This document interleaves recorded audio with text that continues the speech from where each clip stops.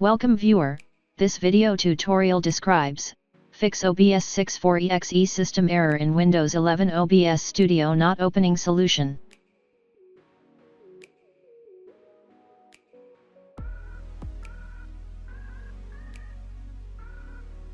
Copy URL from description and paste it.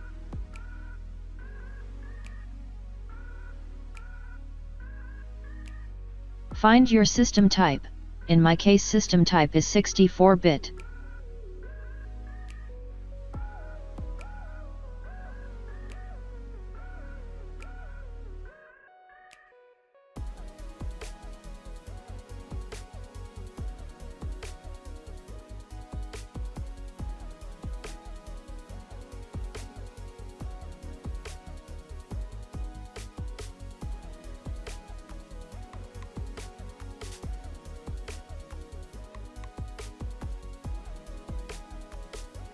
I hope this tutorial helps to you.